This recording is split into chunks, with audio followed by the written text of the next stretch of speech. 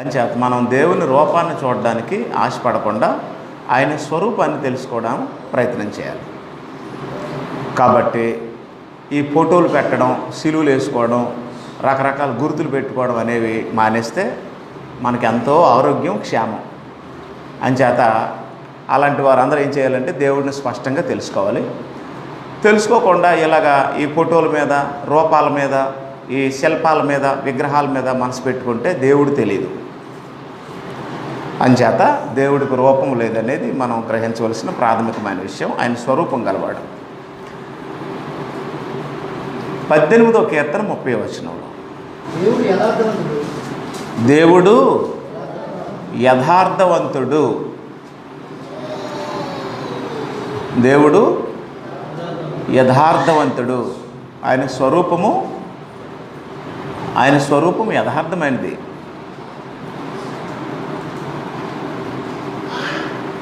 మనిషి మోసపోని చోటు భూమి మీద ఏదైనా ఉందంటే దేవుడి దగ్గరే. మళ్ళీ చెప్తున్నాను, మనిషి మోసపోని చోటు ఏదైనా ఉంటే దేవుడి దగ్గరే.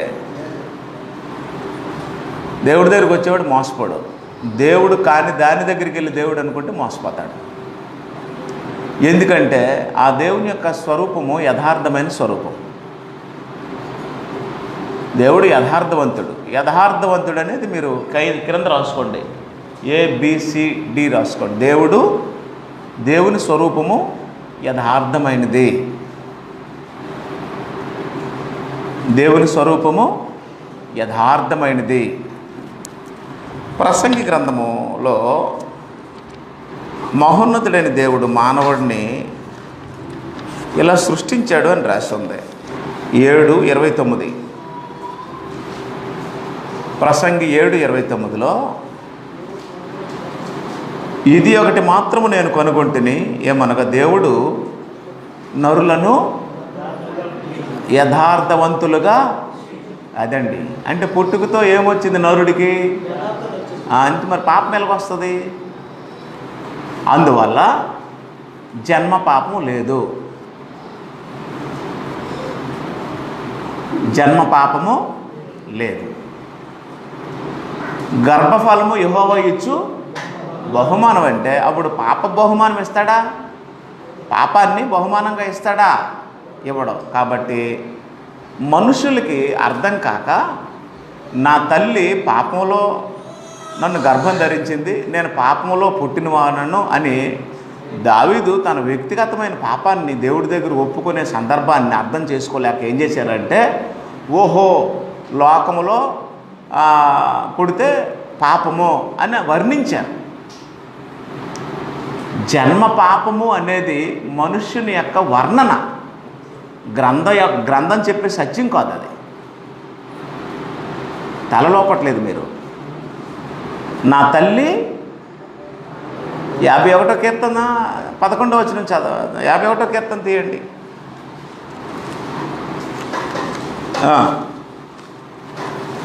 రాజైన దావీదు బెత్షెబాతో పాపం చేసిన సందర్భంలో 51వ కీర్తన 5వ వచనం, పాపంతో పుట్టినవాడును కదా. మనోళ్ళు ఇంకా బుర్రలోపట్లేదు కదా. నేను పాపముతో పుట్టినవాడును అన్నాడా, పాపములో పుట్టినవాడును అన్నాడా? ఇప్పుడు చెప్పండి నాకు, అమ్మ గర్భంలో పాపం ఉందా, లోకంలో పాపం ఉందా? ఇప్పుడు రోమపత్రిక 5వ అధ్యాయం 12వ వచనం చదవండి. అది ఇలా ఉంచుదు. ఇట్లుండగా అదిగో ఒక మనుషుని ద్వారా, అంటే ఒక మనిషి అంటే ఎవరు? ఆదాము ద్వారా పాపమును, పాపము ద్వారా మరణమును. అది సంగతే. ఇప్పుడు పాపము మరణము ఎందులోనికి వచ్చాయి? లోకంలోనికి వచ్చాయా, అమ్మ గర్భంలోనికి వచ్చాయా? లోకంలోనికి వచ్చాయి. కాబట్టి దావీదు అంటున్నది దేనికోసం అంటున్నాడు? నా తల్లి నన్ను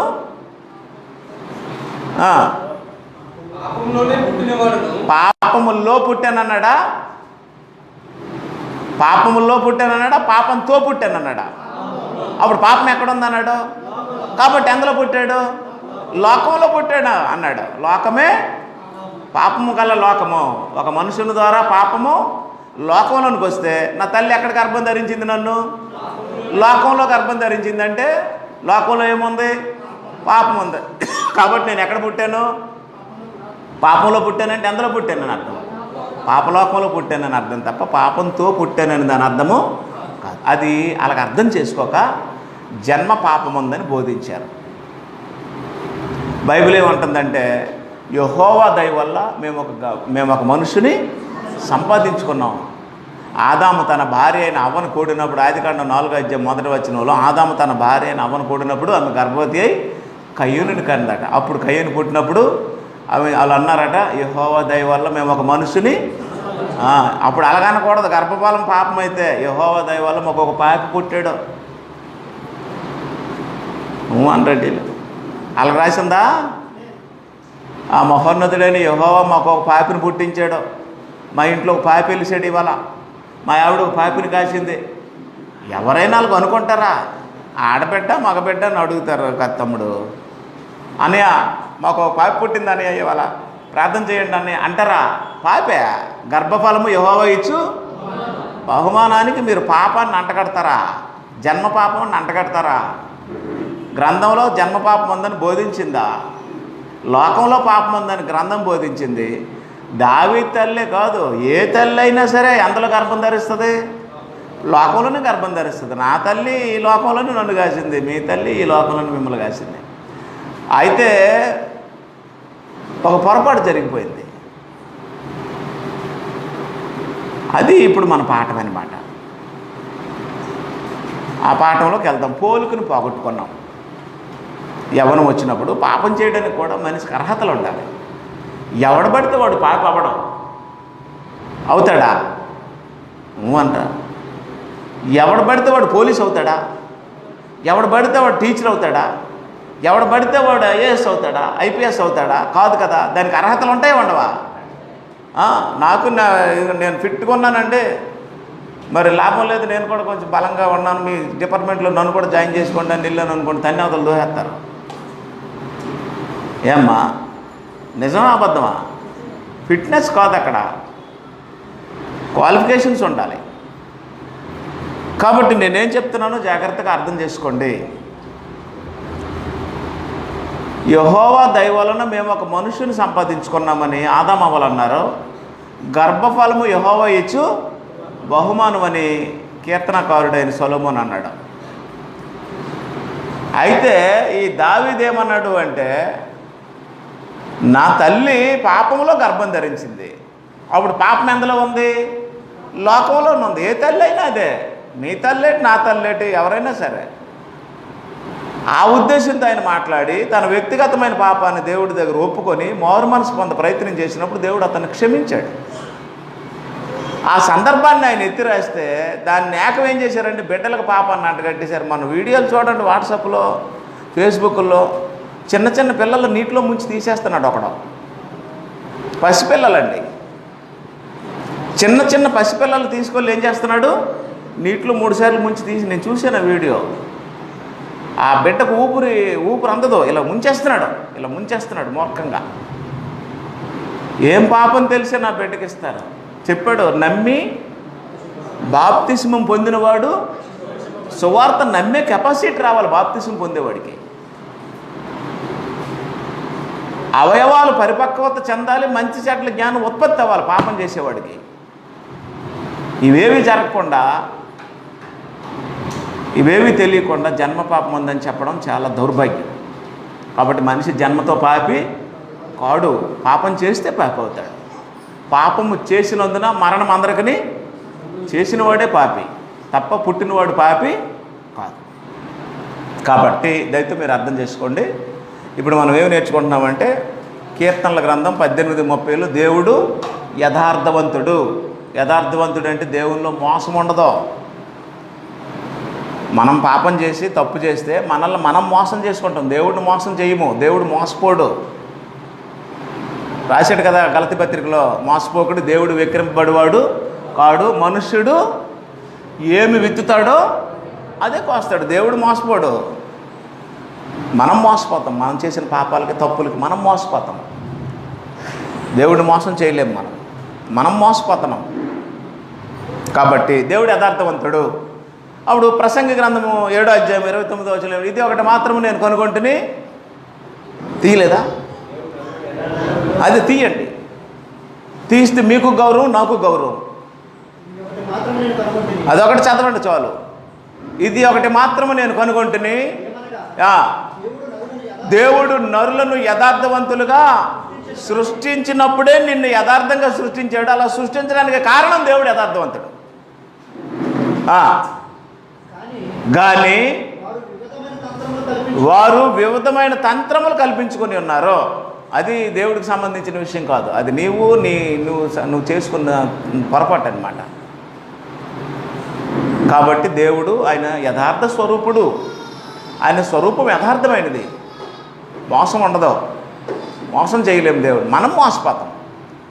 నువ్వు తప్పు చేసావు అనుకో, నిన్ను మోసం చేసుకుంటున్నావు. నేను తప్పు చేశాను, నన్ను నేను మోసం చేసుకుంటున్నాను. దేవుడు మోసపోడు. అది చెప్పాడు, ఏ విత్తనం వేస్తావు ఆ పంటే కోస్తావు, దేవుడికి వచ్చిన నష్టం ఎట్లేదని చెప్పాడు. కాబట్టి సి తర్వాత డి పాయింట్ మీరేమి రాసుకున్నారు అంటే, దేవుడు యథార్థవంతుడు. ఆయన్ని నమ్మే వారికి మోసపోరు. నరుల్ని యథార్థవంతులుగా సృష్టించాడు. ప్రసంగి గ్రంథం 7వ అధ్యాయం 29వ వచనం, నరుణ్ణి యథార్థవంతుడిగా సృష్టించాడు. నరుని జన్మలో పాపం లేదు. నరుడు జన్మతో పాపం అన్నాడు మోసగాడు, అబద్ధపోతకడు. కనుక దయతో మీరు గుర్తుంచుకోండి, నరుణ్ణి దేవుడు యథార్థవంతుడిగా సృష్టించాడు. గర్భఫలము యెహోవా ఇచ్చు బహుమానము, దేవుడిచ్చిన బహుమానం. 9 మాసాలు గర్భమందు సృష్టించి బిడ్డను మన చేతికి ఇచ్చిన మహోన్నతుడు, గొప్పవాడు. ఓకే, ఆయన స్వరూపం యథార్థమైనది. యథార్థంగా ఆయన మనుషులు సృష్టించడానికి మరొక కారణం ఉంది, ఇంపార్టెంట్ కారణం. యోహాను సువార్త 4వ అధ్యాయము 23వ వచనం అండి.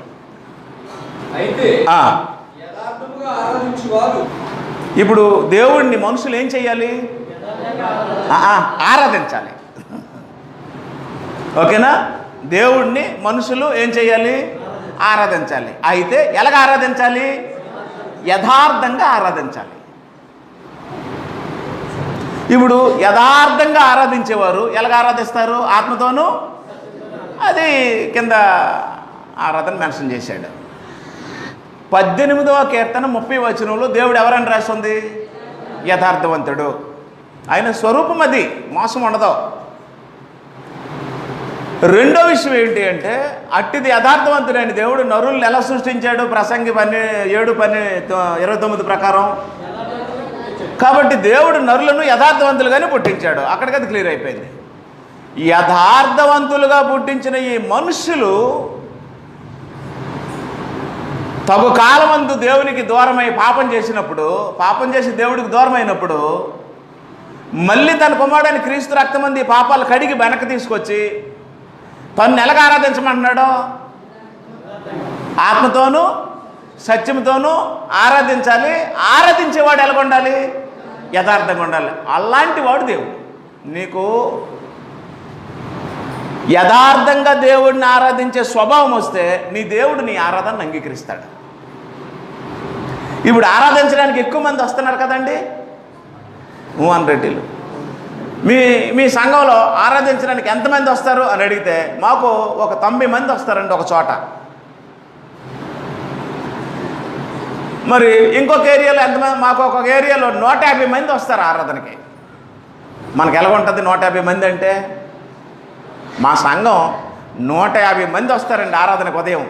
సాయంత్రం ఆరాధించడానికి 90 మంది వస్తారండి అంటే ఘనంగానే ఉంటుంది, ఉండదా?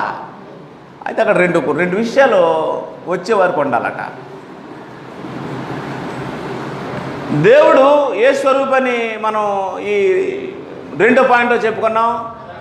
కాబట్టి ఆరాధించడానికి వచ్చే వ్యక్తుల మధ్యలో, ఇద్దరు వ్యక్తుల మధ్యలో ఏముండాలి? ప్రేమ ఉండాలి.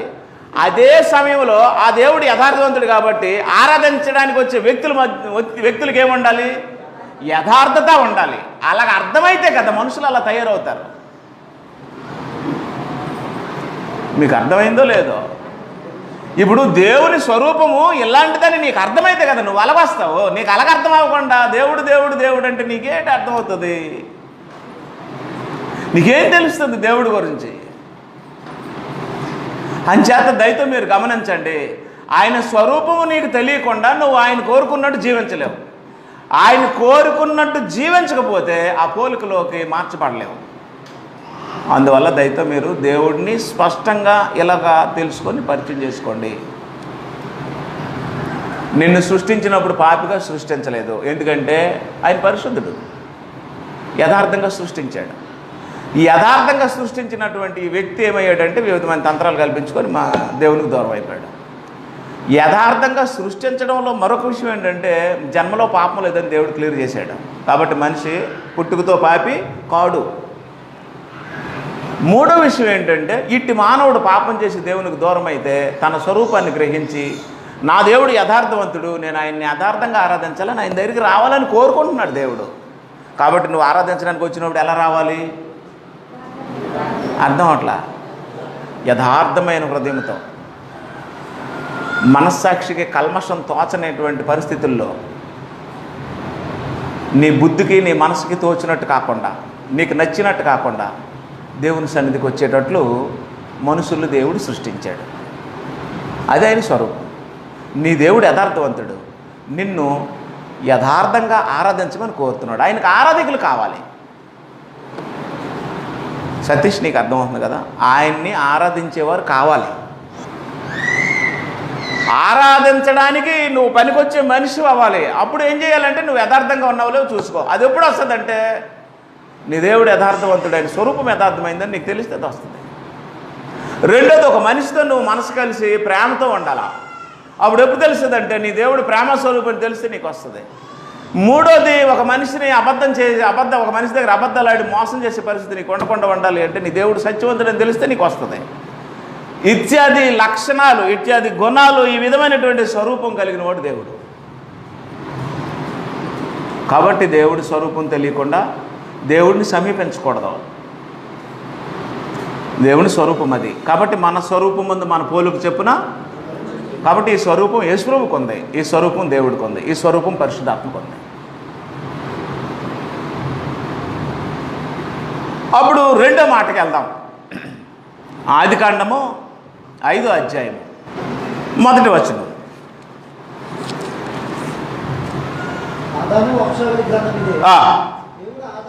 దేవుడు ఆదామును సృజించిన దినమున, రైట్, ఏ పోలికలో చేయబడ్డాడు నరుడు దేవుని స్వరూపమే కాకుండా దేవుని పోలికలోనూ చేయబడ్డాడు.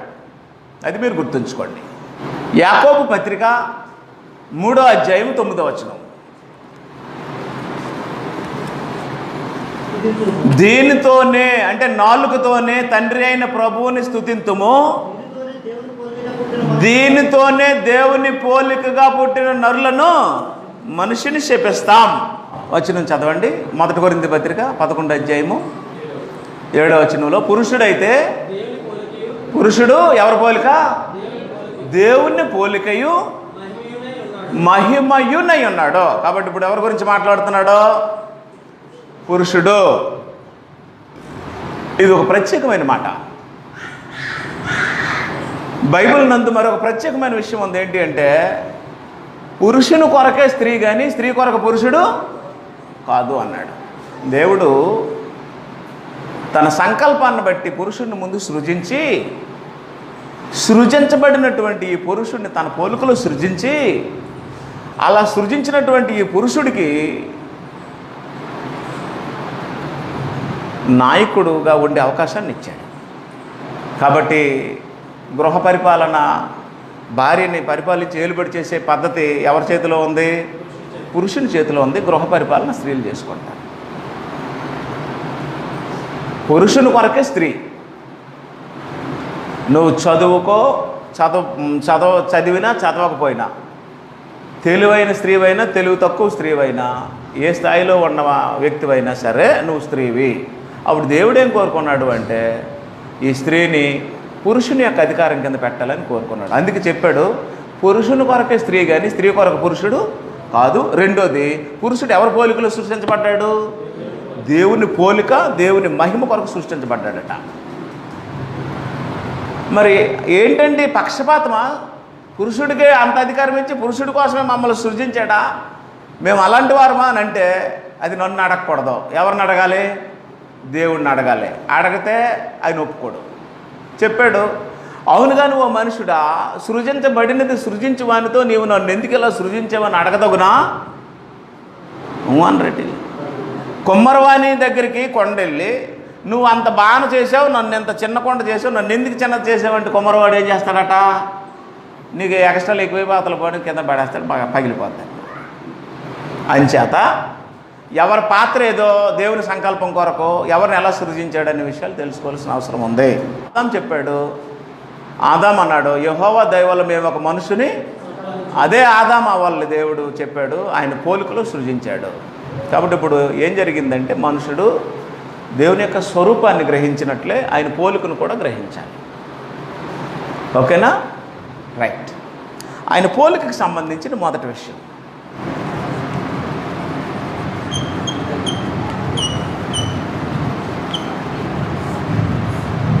ఆదికాండం 2:7. దేవుడని యెహోవా నేలమంటితో నరుని నిర్మించి వాని నాసికారంధ్రములో జీవాయుని వదగ నరుడు. రైట్. నరుడు జీవాత్మ.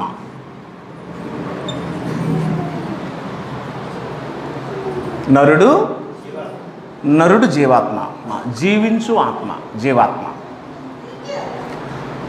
ఒకసారి దేహ ప్రవేశం జరిగిన తర్వాత అటు ఆదాము కానీ ఇటు తల్లి గర్భంలో కానీ నన్ను కానీ నిన్ను కానీ మిమ్మల్ని కానీ ఎవరైనా దేవుడు ఒక్కసారి సృష్టించిన తర్వాత అట్టి జీవాత్మకు మరి మరణం లేదు. మీరు నమ్మండి మానియండి, ఇది వాస్తవం. మనిషికి మరణం లేదు, ఆత్మకు మరణం లేదు. మార్కు సువార్తలో చెప్పలేదా 9వ అధ్యాయంలో 48, నరకమున్న వారి పురుగు అంటే ఏంటి అమ్మా? పురుగు అనుకోకండి. పురుగు అని దేన్ని వర్ణిస్తున్నాడు? ఆత్మ చావదు. మనం కూడా కొన్నిసార్లు పురుగు అంటాం కదా మనుషుల్ని. ఏమని? ఆడిలా పురుగు తిన్నట్టు తినేస్తున్నాడు, రోజు గొలికేస్తున్నాడు, నన్ను వచ్చి పురుగులా తినేస్తుంది అని అంటారు కదండి, ఆత్మ. కాబట్టి ఇప్పుడు మార్క్స్ వార్తలో 9:48 ఆత్మ చావదో. ఎవరి పోలికది? మన పోలిక చెప్పిన నరులను చేయదమంటే మనకేమి లేదు, దేవుడికి ఏమి లేదు, మరణం లేదు. ఆల్ఫాయు ఒమేగయు నేనే, వర్తమాన భూత భవిష్యత్ కాలంలో ఉన్నవాడును నేనే. 1 తిమోతి 1వ అధ్యాయము 17వ వచనం. సకల యుగములలో రాజయ్యుండి అక్షయుడు, అదృశ్యుడు, అద్వితీయుడు. అక్షయుడు, అదృశ్యుడు, అద్వితీయుడు. అక్షయుడు అంటే అర్థం ఏంటి? క్షయము కానివాడు, నాశనము లేనివాడు దేవుడు. దేవుడికి నాశనం లేదు.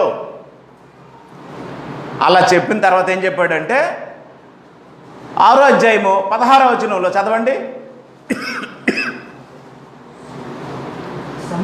సమీపింపరాని తేజస్సులో ఆయన మాత్రమే వర్షించుచు అమరుడు. అమరుడు అనేది అండర్లైన్ చేయండి. అమరుడు అంటే అర్థం ఏంటి? అమరుడు అంటే మరణం లేనివాడు, చావు లేనివాడు, నాశనం లేనివాడు. అక్షయుడు అంటే నాశనము లేనివాడు, అమరుడు అంటే మరణము లేనివాడు. మరణము లేనివాడు ఎవరు అంటే చిరంజీవి. దానియేలు గ్రంథము 4:34 వచనంలో చిరంజీవి దేవుడు చిరంజీవి. ఆ కాలము గడిచిన తర్వాత నెబుకద్నెజరును నేను మరల మానవ బుద్ధి గలవాడనై కళ్ళు ఆకాశం తట్టెత్తి, అదిగో దేవుడు ఎలాంటి వాడట? చిరంజీవి.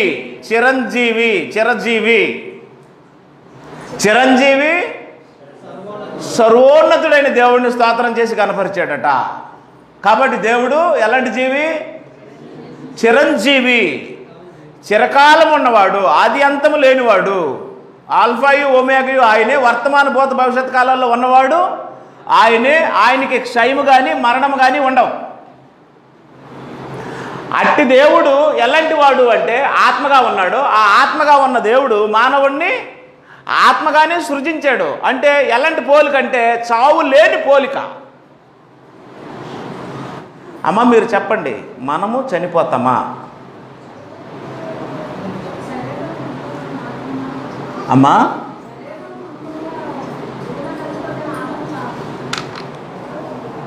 నిజంగా కరెక్ట్గా చెప్పారమ్మా. శరీరము విడిచిపెట్టబడుతుంది, ఆత్మకేమి లేదు, ఆత్మకు చావు లేదు. మరణము అంటే ఆత్మదేహము నుండి విడిపోవడమే. మరణం అంటే విడిపోవడం, జననం అంటే కలపడం. జన్మ అంటే కలపడం, మరణము అంటే విడిపోవడం, అంతే. అది వాస్తవానికి చావు అనేది లోకపు భాష పదం.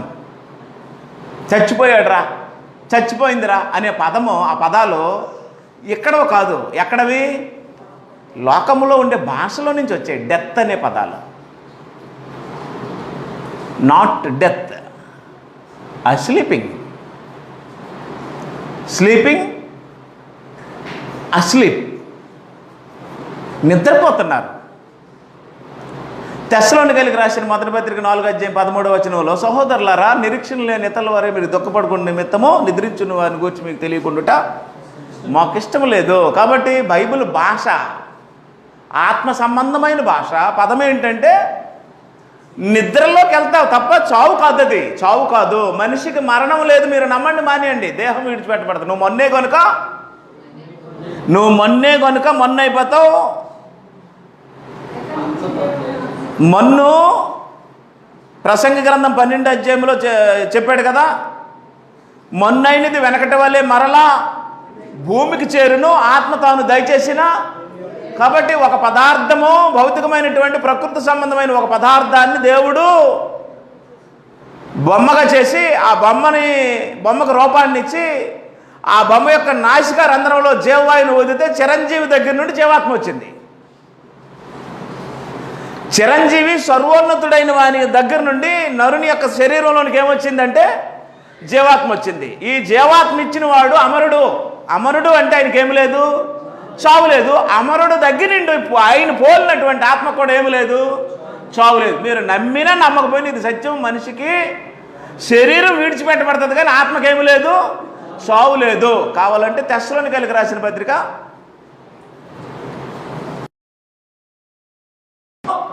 ప్రధాన దూత శబ్దముతోనూ దేవుని బోరతోనూ పరలోకము నుండి ప్రభు దిగి వస్తాడు.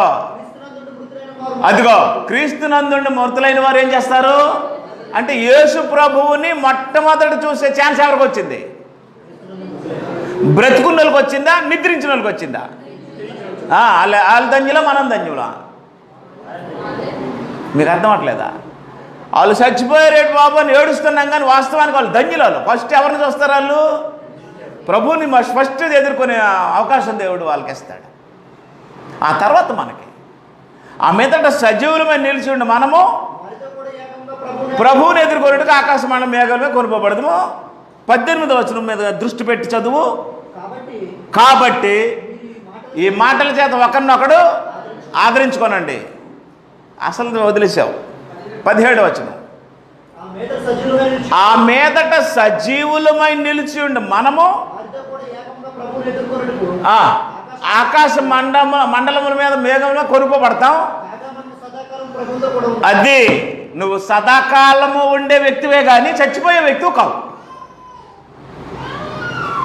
ఆ అమ్మ కరెక్ట్గా చెప్పారు. శరీరం మాత్రమే విడిచిపెట్టబడుతుంది కానీ ఆత్మకేమి లేదు, చావు లేదు. ఇక్కడ కుర్చీల్లో కూర్చున్నవి శరీరాలు. ఆ శరీరాల్ని కుర్చీల్లో కూర్చోబెట్టి పొజిషన్కి తెచ్చిన ఆత్మలో ఆ ఆత్మకు చావు లేదు. ఈ శరీరాలు పోతాయి.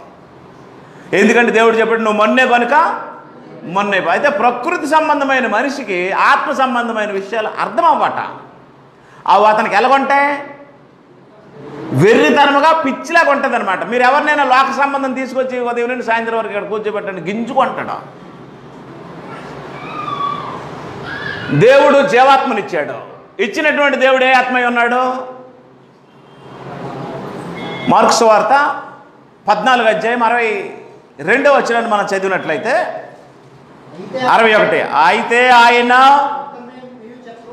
ఊరుకుండెను, తిరిగి ప్రధాన యాజకుడు, పరమాత్ముని కుమారుడు అయిన క్రీస్తు నీవేనా అని అడిగాడు. కాబట్టి ఇప్పుడు దేవుడు ఎవరు? యోహాను సువార్త 4:24 ప్రకారం దేవుడు ఆత్మ. అదే విధానంలో మార్కు ఏం చెప్పాడంటే ఆయన పరమాత్మ. ఆత్మే ఏ ఆత్మ అయి ఉన్నాడో? పరమాత్మ అయి ఉన్నాడు. పిచ్చిలాగా ఉంటాయి ఈ మాటలో లోక సంబంధులకి. పరమాత్మ జీవాత్మని దేహమందు పెట్టాడు. ఈ జీవాత్మను పెట్టడానికి కంటైనర్గా ఈ బాడీని తయారు చేశాడు. ఆ బాడీని ఏమన్నాడంటే నేల మన్ను అన్నాడు. కాబట్టి దేవుడని యెహోవా నేల మంటితో నరుని నిర్మించి వారి నాసికారంధ్రంలో జీవానువాదగా నరుడు. కాబట్టి చిరంజీవి సర్వోన్నతుడైన మహాదేవుడు అమరుడు అయినటువంటి ఆ మహోన్నతుడు దగ్గర నుండి నీకు జీవాత్మ సంప్రాప్తమైంది. తీసుకొచ్చి జీవాత్మని ఎందులో పెట్టాడంటే నీ దేహంలో పెట్టాడు. దేహాన్ని తను నిర్ణయించిన కాలం వరకు ఉంచుతాడు, తర్వాత దేహాన్ని పక్కన పడేస్తాడు. ఆత్మ మాత్రం ఉంటుంది, ఆత్మకు చావు ఉండదు. అది దేవుని పోలిక. అర్థం లేదా? అంటే దేవుడికి ఏమి లేదు, మరణం లేదు, మనిషికి ఏమి లేదు, పరమాత్మకి చావు లేదు, జీవాత్మకి చావు లేదు. నీకు ఇది అర్థమైందా? కాబట్టి గుర్తుంచుకో, పరమాత్మ అంటే నీకు జీవాత్మను అనుగ్రహించిన వాడు. ఆయన అమరుడైతే నువ్వు అమరుడివే. అయితే ఆయనకి నీకు తేడా ఏంటంటే నీకు నాకు స్టార్టింగ్ ఉంది, ఆయనకి స్టార్టింగ్ ఎప్పుడు ఉందో మనకి ఎవరికి ఉందో లేదో మనకు అసలు తెలియదు. ఆయన కోసం పూర్తిగా రాసినంతే తెలుస్తుంది మనకి. దేవుడు ఎప్పటి నుంచి ఉన్నాడో ఎప్పటి వరకు ఉంటాడనే సంగతులు చెప్పే జ్ఞానం భూమి మీద ఏ నరుడికి దేవుడు ఇవ్వలేదు. దేవుడు ఉన్నాడు అన్నది మాత్రమే తెలుసు. ఎప్పుడు ఎక్కడనేది మనకు ఎప్పటి నుంచి ఉంటాడు, ఎప్పటి వరకు ఉంటాడు అనేది మనం చెప్పలేము. ఆయన నిత్యుడు. ఆ నిత్యుడైనటువంటి పరమాత్మ సజీవుడు, అమరుడు ఏం చేశాడు అంటే మన పోలికలో నరుల్ని చేద్దామన్నాడు. అంటే ఆయన ఎలాగైతే అమరత్వం కలిగి చావు లేకంటున్నాడో మానవ ఆత్మ దేహంలోనికి వచ్చిన తర్వాత కూడా మరి చచ్చిపోకుండా ఉండేటట్లు ఆయన పోలికలో చేశాడు. ఆత్మకు అందుకే చావు లేదు. అన్యులు దేవుణ్ణి ఎరగని వారు కూడా ఏమంటారంటే ఎక్కడో స్వర్గంలో ఉంటాడు అంటారు. గుర్తుంచుకోండి, మరణంతో జీవితం ముగిసిపోయేది, చావుతో జీవితం ముగిసిపోయేది కాదు. అంతిమ యాత్రతో జీవితం అంతమైపోయేది కాదు. జీవితం అనేది ఆత్మకు సంబంధించింది. ఆత్మ దేవుని పోలికలో సృజించబడింది. దేవుడు సృజించినటువంటి ఆత్మకి నాశనం ఉండదు. ఆత్మ అంతరించిపోదు, ఆత్మ చచ్చిపోదు, ఆత్మ కాలిపోదు. ఈ భూమి మీద మనిషిని శరీరాన్ని తీసుకెళ్ళి కాల్చేస్తారు కదా శ్మశానంలో, లేదా పాతేస్తారు కదా. అక్కడితో ఆత్మ దేహం కాలిపోయినట్టే కాలిపోదు, లేదా దేహాన్ని పాతినట్టే ఆత్మను పాతేయడానికి అవ్వదు. అది దేహాన్ని విడిచిపెట్టి బయటకు వచ్చి సజీవంగా ఉంటుంది. అది దేవుని పోలికలో సృజించబడింది. ఒక మాట ఏంటంటే నీ దేవుడికి అంతం లేదు, మరణం లేదు. నిన్ను సృష్టించిన దేవుడికి మరణం లేదు, నీకు కూడా ఏమి లేదు, సదాకాలం ఉండవలసిందే. ఒక్కసారి మానవుడిగా పుట్టిన తర్వాత ఇంకా సజీవుడిగా ఉండవలసిందే.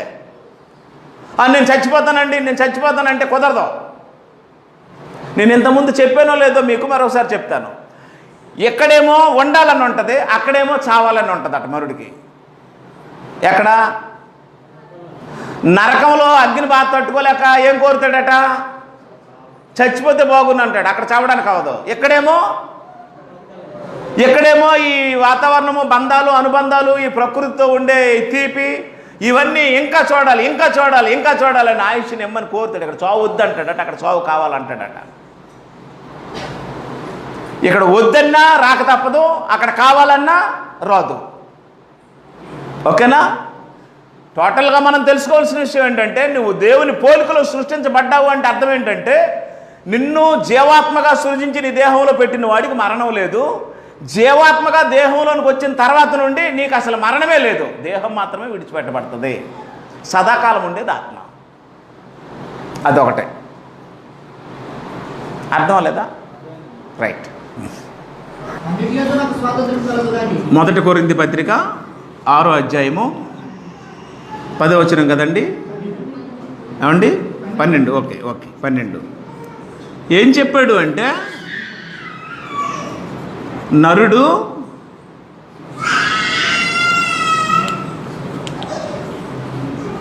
స్వతంత్రుడు. నరుడు ఎలాంటి వాడు? స్వతంత్రుడు. మీరు ఎప్పుడైనా బ్యాటరీలు వేసి ఇలా నొక్కి బొమ్మను ఎప్పుడైనా ఆడారా? ఇలాగా ఇలాగ ఇటు తిప్పితే ఇటు తిరుగుతుంది, ఇలాగ ఇటు తిప్పితే ఇటు తిరుగుతుంది. రే రే రే రే గోడ గుద్దేస్తుంది అని సరే టక్కన నొక్కుతాడు. నొక్కేసరికి ఏమైపోద్ది? ఆగిపోద్ది. మళ్ళీ బ్యాక్ గేర్ వేసేసరికి ఏమవుతుంది? బ్యాక్ వస్తుంది. దానికి ఏం లేదు, స్వతంత్రం లేదు. అది ఎవరి చేతిలో ఉంది? తను సృష్టించిన వాడి చేతిలో ఉంది. అలాగా మానవుడు ఒక ఫ్యాన్ను కానీ, ఒక లైట్ని కానీ, ఒక కరెంటుని కానీ దేన్నైనా తయారు చేస్తాడు. చేసి దాని పనితనాన్ని తన చేతిలో పెట్టుకుంటాడు. మీరు నాకేమీ అక్కర్లే, ఒకసారి అనండి. ఫ్యాన్ స్విచ్ చేసిన తర్వాత తిరుగుతుందా తిరగదా? స్విచ్ ఆపిన తర్వాత తిరిగితే అది మంచి ఫ్యానా మెంటల్ ఫ్యానా? ఒరే స్విచ్ చేసి ఆపిన తర్వాత కూడా తిరిగా కరెంట్ బిల్ ఒరే అర్జెంట్గా చెప్పండి దాన్ని. ఇది కంటిన్యూ అయితే కరెంట్ బిల్ ఎంత తర్వాత అని చెప్పి మళ్ళీ ఎక్కడ తీసుకెళ్తాం? మళ్ళీ మెకానిక్ దగ్గర తీసుకెళ్ళి, లేకపోతే వైరింగ్ ప్రాబ్లమో ఫ్యాన్ ప్రాబ్లమో చూడండి అని సరి చేసుకుంటాం కదా. అందుకే దాని కంట్రోల్ మన చేతిలోనే ఉంటుంది. ఇప్పుడు కొన్ని ఫోటోలు తీయడానికి పై వాటర్ ఉన్నప్పుడు, జనం ఉన్నప్పుడు ఫోటోలు తీయడానికి పైకి ఒక మిషన్ పంపిస్తారు, అలా తిరుక్కొని వెళ్తుంది. ఏమంటారు దాన్ని? డ్రోన్ అంటారు కదా. దాని కంట్రోల్ ఎవరి చేతిలో ఉంటుంది? అలాగా మానవుడు దేవుని స్వరూపములో, దేవుని పోలికలో సృష్టించబడినప్పుడు, మన పోలికలో సృష్టించాలనుకున్నప్పుడు మనం ఏం చేద్దామంటే అతని కంట్రోలు అతనికే ఇచ్చేద్దాం. అతనే గేర్లు వేసుకుంటాడు, అతనే స్క్లిచ్ పట్టుకుంటాడు,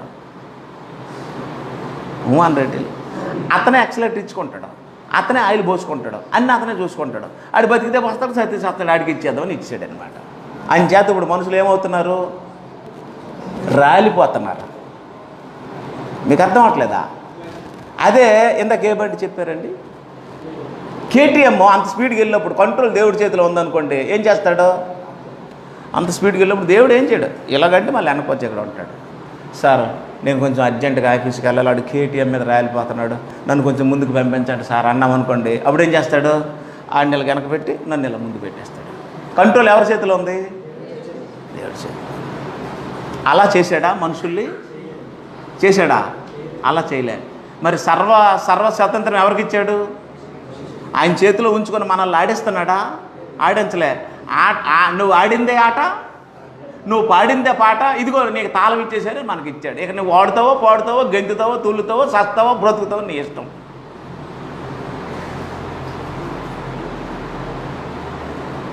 ఒక్కలు వల్లే చూసారా? అది దేవుని పోలిక. ఇప్పుడు దేవుడు సర్వస్వతంత్రుడైనా మనుషుల కంట్రోల్లోనే ఉంటాడా? అంటే ఇప్పుడు మనం పెడితే తినడము, మనం ఇస్తే తాగడం, మనం ఏదో దీపం ముట్టించితే ఆయనకి కళ్ళు కనబడము, మనం తలుపులు వేస్తే ఆయన లోపల ఉండడం, లేదు మనం జోల పాట పాడితే ఆయన నిద్రపోవడం, ఆ తర్వాత మళ్ళీ మనం తెల్లారి ఇంకో పాట పాడదాం. ఏ పాట అది? మీకు తెలియదు కదా సరిగా. మేలుకొలుపు. ఒక పాట పాడితే పడుకుంటాడు, ఒక పాట పాడితే మేలుకొంటాడు అనే సిస్టము మానవుడి చేతుల్లో లేదు. దేవుడిని పడుకోబెట్టడం, దేవుడిని కూర్చోబెట్టడం, దేవుడిని ఎత్తడం, దేవుడిని దించడం, ఇలాంటివి మానవుడి చేతిలో లేవు. దేవుని తాలూకు సర్వస్వతంత్రం దేవుడి దగ్గర ఉంది. మానవుడికి సంబంధించిన సర్వస్వతంత్రం దేవుడు మానవుడికి ఇచ్చేశాడు. అది దేవుని యొక్క పోలిక. కాబట్టి ఇప్పుడు నువ్వు ఎవరిని ప్రేమించాలో వాళ్ళని ప్రేమిస్తావు, ఎవరిని ద్వేషించాలో వారిని ద్వేషిస్తావు, ఏది తినాలో తింటావు, ఎక్కడికి వెళ్ళాలో అక్కడికి వెళ్తావు, అక్కర్లేదు అనుకుంటే మానేస్తావు. నీ నిర్ణయాలు నువ్వే తీసుకునేటట్లు, నీ దేవుడిని నువ్వే వాలంటీరీగా తెలుసుకొని నీకు నువ్వే మార్పు చెంది మారు మనసు పొందేటట్లు నిన్ను దేవుడు సృజించాడు. అది దేవుని పోలిక. అది అంచేత అయితే మీరు గుర్తుంచుకోండి, స్వాతంత్రాన్ని మానవుడికి సంపూర్ణంగా ఇవ్వాలి అన్నది దేవుని యొక్క ఉద్దేశం. అది రాశాడు పౌలు. ఏమని ఇప్పుడు చదవండి. అన్నిటి యందు నాకు స్వాతంత్రం కలదు కానీ అన్నీ చేయదగినవి కావు, అన్నిటి యందు నాకు స్వాతంత్రం కలదు కానీ నేను దేని చేతను లోపరచబడబానా నొల్లను, భోజన పదార్థములు కడుపునకు, కడుపు భోజన పదార్థములకు నియమింపబడి దేవుడు వాటిని దానిని నాశనం చేస్తాడో చెప్పి దేహము జారత్వము నిమిత్తం కాదు కానీ ప్రభు నిమిత్తమే, ప్రభు దేహము నిమిత్తమే. దేవుడు ప్రభువుని లేపును, మనలో కూడా తన శక్తిని లేపును. ఈ సిస్టమ్ అంతా మాట్లాడుకుంటూ వచ్చి ఏం చెప్తున్నాడు అంటే, నాకు అన్నిటి యందు స్వాతంత్రం ఉంది, నేను అన్నీ చేయదగినవి కావు. స్వాతంత్రం ఉందని నేను దేని చేత లోపరచబడ నల్లకూడదు. ఏది నా మీద ప్రభుత్వం చేయకూడదు, దేవుడు తప్ప.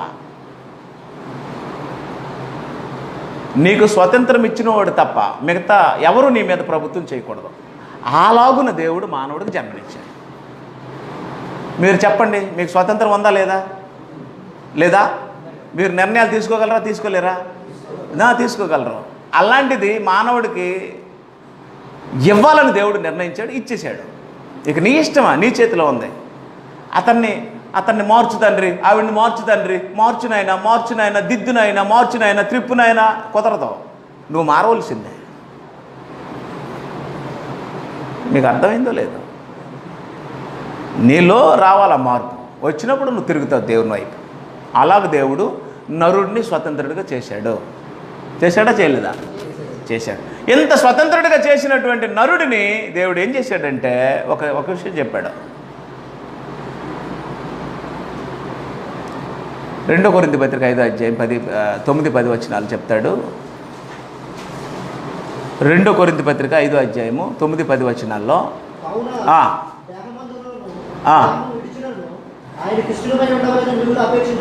దేహమందున్నను దేహమును విడిచినను, either you live in body or leave out the body. అంటే మీరు శరీరంలో ఉన్న శరీరాన్ని విడిచిపెట్టిన, గుర్తుంచుకోండి, అంటే బ్రతకొచ్చు, చావచ్చు. శరీరంలో ఉండొచ్చు, శరీరాన్ని విడిచిపెట్టవచ్చు. శరీరం అనేది శాశ్వతమైనది కాదు, కానీ ఆయనకి ఇష్టమై ఉండవాలని మిగిలిన అపేక్ష. ఎందుకనగా తాను జరిగించిన క్రియలు చెప్పున అవి మంచివైనను సరే చెడ్డవైనను సరే దేహముతో జరిగించిన వాటి ఫలమును ప్రతివాడు పొందినట్లు మనం అందరము క్రీస్తు న్యాయపీఠం ఎదుట.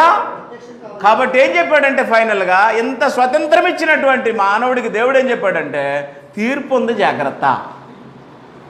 స్వతంత్రం ఉందని రాలేవా, తీర్పు ఉందని కాలిపోతావు, జాగ్రత్త అన్నాడు. మీరు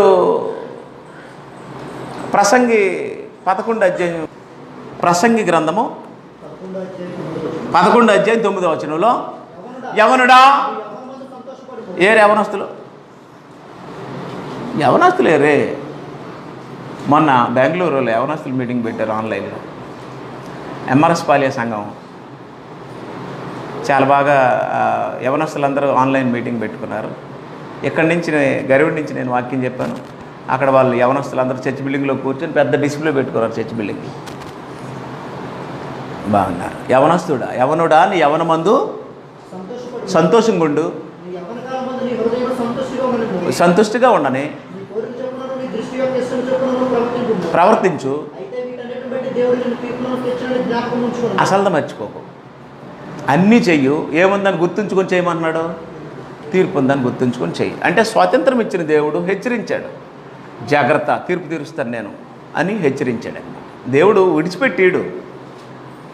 దేహంతో జరిగించిన వాటి ఫలమును మనందరము క్రీస్తు న్యాయపీఠం మీదట పొందినట్లు స్వతంత్రం ఇచ్చాడు. కాబట్టి స్వతంత్రాన్ని తెలుసుకొని ఆ స్వతంత్రాన్ని శరీర క్రియలకు హేతు చేసుకోకుండా జాగ్రత్తగా బ్రతికి మారు మనస్సు పొంది ఆ స్వాతంత్రం వల్ల దేని చేత నువ్వు దేనికి నువ్వు దాసుడు అయిపోకుండా దేవునికి మాత్రమే దాసుడు అయ్యేటట్లు దేవుడు మానవుడికి స్వతంత్రం ఇచ్చాడు.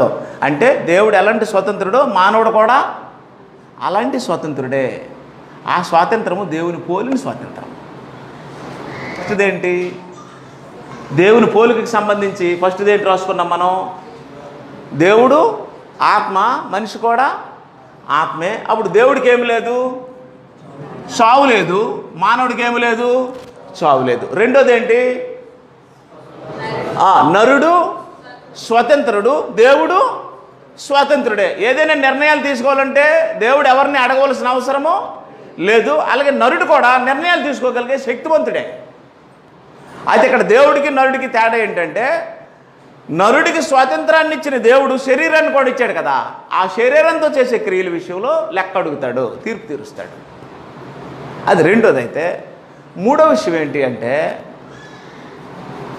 తెలిసే తింటాడని మంచి చెట్ల తెలివినిచ్చి వృక్ష ఫలాలు తినొద్దన్నాడు. మీరు చెప్పండి, మానవుడు తింటాడని దేవుడికి తెలుసా తెలీదా? గట్టి చెప్పండి. తెలిసే ఇచ్చాడు. ఇచ్చిన తర్వాత ఆదాము ఆ ఫలాలు తిన్నాడా తినలేదా? తిన్న తర్వాత అప్పుడు దేవుడు ఏమన్నాడు? ఆదికాండం 3వ అధ్యాయంలో 22వ వచనం. ఆదికాండం 3వ అధ్యాయం 22వ వచనంలో అప్పుడు దేవుడని యెహోవా ఇదిగో మంచి చెడ్డలను ఎరుగునట్లు అంచేత మంచి చెడ్డల తెలివి ఎవరి పోలిక? ఎవరికి ఉన్నాయి? దేవుడికి ఉన్నాయి. ఇప్పుడు ఎవరికి వచ్చింది? ఆదాముకి వచ్చింది. కాబట్టి ఇప్పుడు ఆదాము ఎలాంటి వాడు అయ్యాడు? దేవుడికి ఎలాగ మంచి చెట్ల జ్ఞానం తెలుసో ఆదాముకి మంచి చెట్ల జ్ఞానం అలాగే తెలిసిపోయింది. కాబట్టి దేవుడు అన్నాడు మనలో ఒకని వంటి వాడు అయ్యాడు.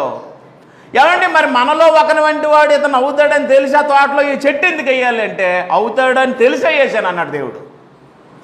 తెలియకుండా చేస్తాడమ్మా? దేవుడు ఏ పని చేస్తే మనలాగా చేస్తాడా? తెలిసే చేస్తాడా? సంపూర్ణ జ్ఞానవంతుడైన దేవుడు. ఆదాము పళ్ళు తింటాడని తెలిసే వేసాడు, తిన్నాడు, మంచి చెట్ల జ్ఞానం వచ్చింది.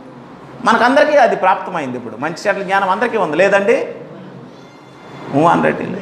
మంచి చెడ్డ మనకు తెలిసే తెలీదా? దేవుడికి తెలిసిన జ్ఞానం అది. స్వతంత్రము, నిర్ణయాలు, ఇష్టాలు తీసుకునే జ్ఞానం మనకు ఉందా లేదా? దేవుడికి ఉందా స్వతంత్రం? దేవుడికి మరణం ఉందా? లేదు. పుట్టించిన తర్వాత మనకు కూడా ఏం లేదు. ఇవన్నీ ఎవరి పోలిక? దేవుని పోలిక. దేవుని పోలిక. ఓకేనా? రైట్. ఎఫెసీయులకు రాసిన పత్రికలో ఆయన చెప్తాడు, 15వ వచనం చదవండి. 4వ అధ్యాయం 15వ వచనం. ప్రేమ కలిగి సత్యము చెప్పుచు క్రీస్తు వలె ఉండుటకు ఇది. తర్వాత అదే అధ్యాయంలో 24వ వచనం, నీతియు యథార్థమైన భక్తియు గలవారై రైట్ ధరించుకుంటే తిరిగి మళ్ళీ దేవుని పోలిక మనకు వస్తుంది. స్వభావాన్ని మార్చుకోవాలి. ఏం మార్చుకోవాలని చెప్తున్నాడు? స్వభావాన్ని మార్చుకోండి. స్వభావాన్ని మార్చుకుంటే మళ్ళీ దేవుని స్వరూపం, దేవుని పోలిక మీకు వచ్చేస్తుంది. దానికి వయసుతో నిమిత్తం ఏమీ లేదు. స్వభావాన్ని మార్చుకోండి అని చెప్పాడు. ఇప్పుడు నేను చెప్పిందంతా పోలిక, ఇంతకుముందు చెప్పిందంతా స్వరూపం. ఆయన స్వరూపం వేరు, ఆయన పోలిక వేరు. ఈ స్వరూపానికి పోలికకి సంబంధించిన గుణాలు నరుల్లో ఉంటాయి. అప్పుడు దేవుడు ఏం చేశాడంటే ఇలా సృష్టించినటువంటి ఈ నరుడిని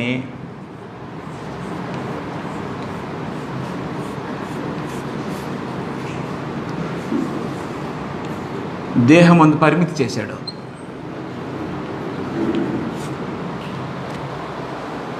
అర్థమైందమ్మా? దేవుడికి రూపం లేదు కదా, శరీరం లేదు కదా, సర్వాంతర్యామి, సర్వజ్ఞుడు, సర్వజ్ఞాని, సర్వశక్తి సంపన్నుడు కదా. అప్పుడు దేవుని స్వరూపము, దేవుని పోలిక కలిగిన ఈ నరుడిని ఏం చేశాడంటే సర్వాంతర్యామిగా ఉండకుండా, సర్వశక్తిమంతుడిగా ఉండకుండా, సర్వజ్ఞానిగా ఉండకుండా ఇలాంటి ఆయన పోలికని, ఆయన స్వరూపాన్ని ఇచ్చి ఏం చేశాడు? శరీరంలో పెట్టి బంధించాడు. అప్పుడు నరుడు ఎవరు? సర్వశక్తిమంతుడు కాదు. నరుడికి ఏమి లేదు, సర్వశక్తి లేదు, సర్వాంతర్యం కాదు, సర్వజ్ఞుడు కాదు, సర్వజ్ఞుడు కాడు. మరి ఎందులో నుండిపోయాడు నరుడు? శరీరంలో నుండిపోయాడు. ఆత్మ ఎందులో ఉంది? శరీరంలో ఉంది. శరీరం ఎందులోనే ఉంటుంది? 4 గోడల మధ్యలోనే ఉంటుంది, లేకపోతే రోడ్డు మీద ఉంటుంది, లేకపోతే ఇంట్లోనే ఉంటుంది, లేకపోతే ఆఫీసులోనే ఉంటుంది. ఓకేనా? అర్థం లేదా? ఎలాంటి ఎంతమంది నరులు చేయాలనుకున్నాడు దేవుడు? మీరు ఫలించి అభివృద్ధి నొంది విస్తరించి భూమిని నిండించండి అంటే భూమిని నిండినంత మంది వ్యక్తులు దేవుడికి కావాలని విశాలమైనటువంటి సృష్టిని చేశాడు. అలా చేసిన దేవుడు సర్వాంతర్యామి, సర్వశక్తిమంతుడు, సర్వజ్ఞుడుగా ఉన్నాడు. ఆయనలాగా ఆయన స్వరూపంలో, ఆయన పోలికలో చేయబడిన వాడు మాత్రం ఏమైపోయాడు? పరిమితి చేయబడ్డాడు దేహానికి. కాబట్టి ఇప్పుడు దేహంకి పరిమితి చేయబడిన నీకు నాకు వచ్చే నష్టమేమీ లేదు, విషయం తెలిసిపోయింది కదా. అర్థం అట్లా. ఇప్పుడు నీ దేహంలో ఉండే చెవులు ఈ విషయాన్ని విన్నాయా లేవా? నువ్వు దేవుని స్వరూపంలో దేవుని పోలికలో సృష్టించబడిన వ్యక్తివని నీకు అర్థమైపోయిందా లేదా? పరిమితి చేయబడిన నీకు వచ్చే నష్టమేమీ లేదు, సత్యం తెలిసిపోయింది కదా. ఇక ఏం జరుగుతుంది అంటే దేహం విడిచిపెట్టబడి ఆత్మ సజీవంగా ఉండడానికి వెళ్ళిపోద్ది అనమాట. అలాగున దేవుడు మానవుడిని సృష్టించి ఎలాగూ నన్ను తెలుసుకోండి అని చెప్పాడు. అది దేవుడిని తెలుసుకోవడం, దేవుడిని పరిచయం చేసుకోవడం. మీకు అర్థమయ్యాడా? అర్థం లేదా? మన స్వరూపమందు మన పోలిక చెప్పున స్వరూపం అంటే ఏ స్వరూపం? దేవుని స్వరూపం. ఆయన స్వరూపి ఏ స్వరూపి? సత్యస్వరూపి. ఆయన స్వరూపి ఏ స్వరూపి? ప్రేమ స్వరూపి. ఆయన స్వరూపం ఏ స్వరూపం? నీతి స్వరూపం. ఆయన స్వరూపం ఏ స్వరూపం? యథార్థమైంది ఆయన స్వరూపం. అలాంటి సత్యస్వరూపి యథార్థ స్వరూపి అయిన దేవుడు మానవుని సృష్టించాడు. అప్పుడు ఆయన పోలికలో సృష్టించబడ్డాడు. ఆయన పోలిక ఎలాంటి పోలిక? ఆత్మ పోలిక. ఆయన ఎలాంటి పోలికలో ఉంటాడో ఆ పోలికలోనే ఉంటాడు. చావు అనేది ఆయన దగ్గరికి రాదు. అమరుడు. ఆత్మను కూడా అలాంటి ఆత్మని సృష్టించాడు. ఆ ఆత్మకి సర్వ స్వతంత్రం ఇచ్చాడు. ఇవ్వలేదా? సర్వ స్వతంత్రం ఇచ్చిన తర్వాత ఏం చేశాడు అంటే ఈ ఆత్మను తీసుకెళ్ళి శరీరంలో పెట్టేశాడు. పెట్టేసి ఏం చేశాడంటే ఇచ్చిన దేహం ఉంది కదా, ఇదిగో నీకు తాళాలు ఇచ్చాను, నీ ఇష్టం అన్నాడు. ఇష్టం అని చెప్పి మళ్ళీ ఏం చేశాడంటే తీర్పు తీరుస్తాను, జాగ్రత్తగా శరీరంతో ఉన్నాడు. అలాగూ మనల్ని చెయ్యాలని నిర్ణయించిన దేవుడు ఇలాంటి వాడు. మనల్ని అలా చేశాడు. అలాగ అర్థమైతే దేవుడు అర్థమైనట్టు. లేకపోతే దేవుడు మనకి పేరు నోటు వరకే తెలుస్తాడు అర్థం అవ్వడం.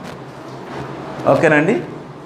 మన స్వరూపమందు మన పోలిక చెప్పున. కాబట్టి స్వరూపం వేరు, పోలిక వేరు.